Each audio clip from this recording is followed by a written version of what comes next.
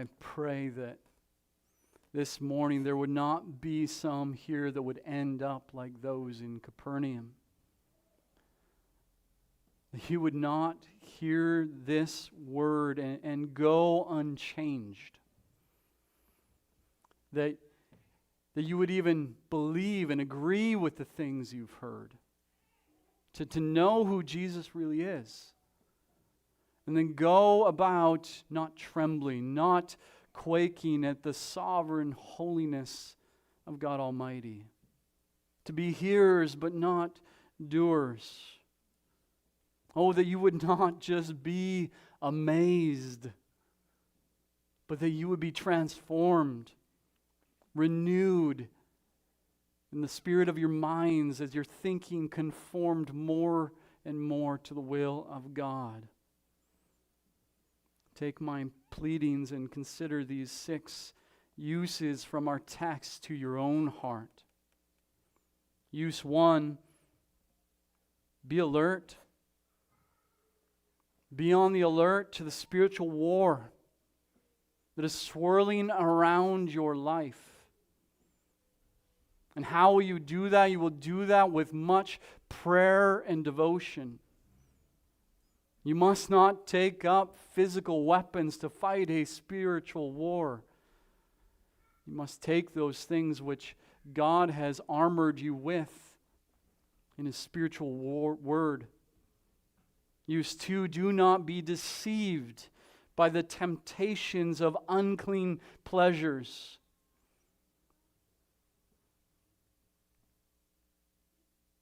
Many are the schemes of the devil.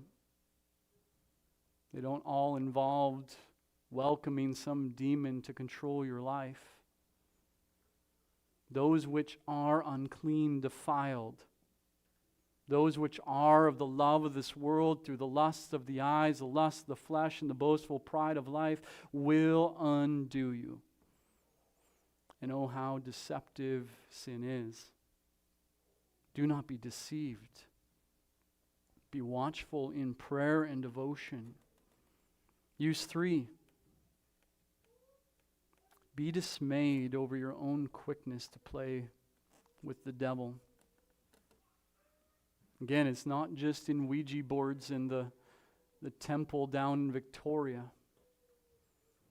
It is just as much playing around with the devil in deception, in telling lies, in slandering others, in lusting with pride after power and control that is not yours to take. You can just as easily bow down to Satan on Facebook as you can in a temple with an upside-down pentagon on a rainbow flag. Be dismayed over your own quickness to play around with the devil. Your attitude should never, oh church, be, how close can I get to that which is common and unclean? How close can I get to the line of sin? It should always be, how far can I flee? How near can I draw to my holy Lord? How long can I tarry in His holy presence? Use 4. Do not rest in theological orthodoxy or head knowledge alone. Even the demons know these things. You want to call yourself a theologian? I bet this demon knows many more marvelous things about God than you do. And even he shuddered. Do not rest in your theology. Allow me to read these 5 exhortations from J.C. Ryle. We should notice in this passage the clear religious knowledge possessed by the devil and his agents. Yet this knowledge was a knowledge unaccompanied by faith or hope or charity, and those who possessed it were miserable fallen beings full of bitter hatred against God and man. Oh, beloved, let us beware of unsanctified knowledge of Christianity. Oh, beloved, let us never be content to know religion with our heads only. Oh, beloved, may we go on all our lives saying, I know that, and still yet not see it applied in our lives. Does our knowledge of sin make us hate it? Does our knowledge of Christ make us trust and love Him? Does our knowledge of God's will make us strive to do it? Does our knowledge of the fruits of the Spirit make us labor to show them in our daily behavior? Only knowledge of this kind is really profitable. Don't be content in your theological orthodoxy alone. Plead with the Lord to empower you by His grace through His Spirit to work it out in your lives. Use 5, be certain in the ability and willingness of Jesus to save.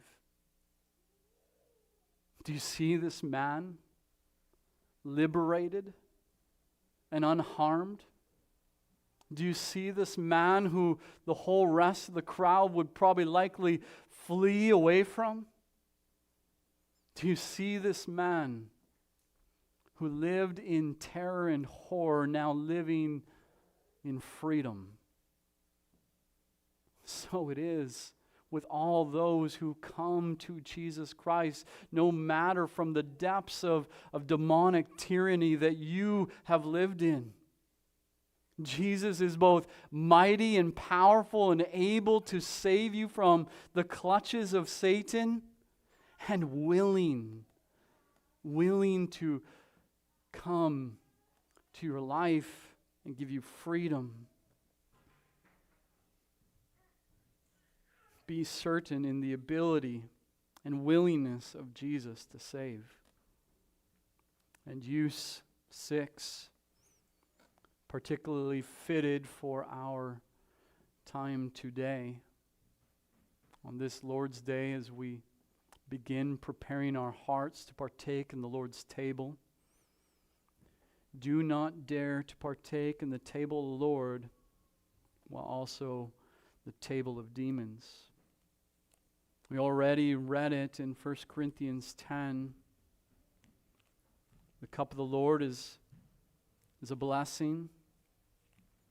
The bread of the Lord is the bread of His body. You cannot drink the cup of the Lord and the cup of demons. And you cannot partake of the table of the Lord and the table of demons. And church, as we bring our fellowship to Christ this morning, do everything you must to come to the table in a worthy manner.